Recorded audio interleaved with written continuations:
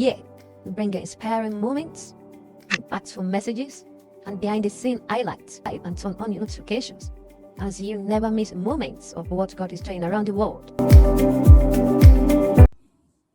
Nigeria's insecurity crisis has triggered another strong reaction from one of the country's most influential religious leaders, Bishop David Oyedepo, General Overseer of Living Faith Church Worldwide, popularly known as Winners Chapel, has taken a direct swipe over what it describes as the worsening security situation in the country.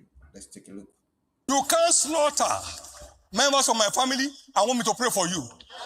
I pray against you, against your household, against your generation.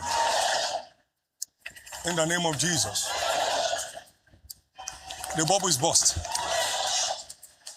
mean they kill people every day? And government is pretending not to know what to do? I've kept quiet. When you see God keep quiet at wickedness, it's because the bubble is about to burst. Yes. He said, I've long time held my peace, God said, but now I will rise like a wounded lion. And I will devour at once. Please listen to this. Take it down. When you see God keep quiet at the wickedness of the wicked, it's because the bubble is about to burst.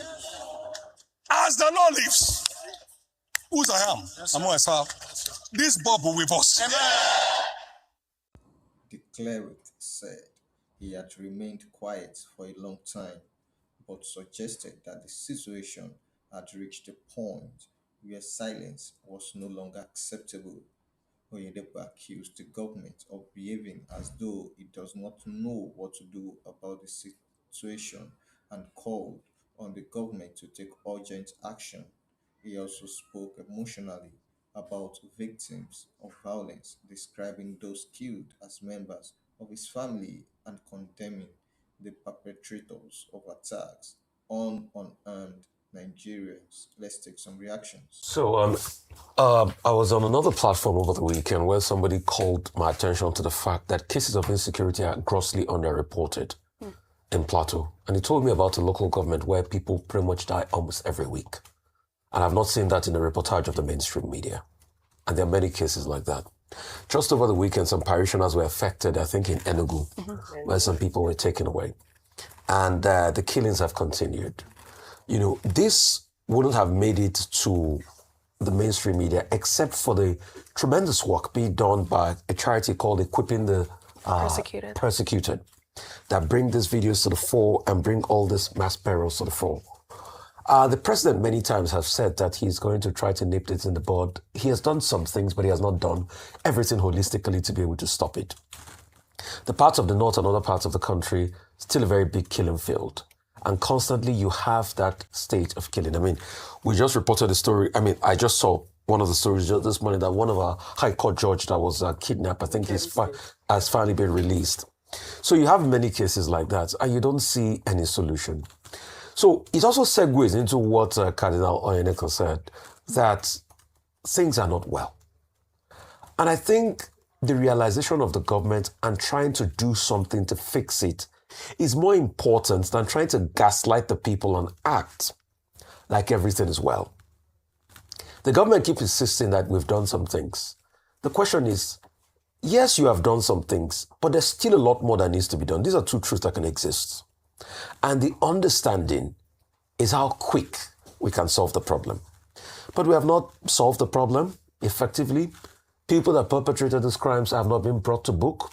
The killing is still continuous. The narrative is the same. It's one thing over and over again. Security forces are always getting there after the attacks.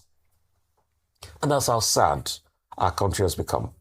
So something must be done as regards this. A small poser, because you showed Bishop David Oyedepo, where he was saying, if you kill a member of my family, you know, I will come after you too.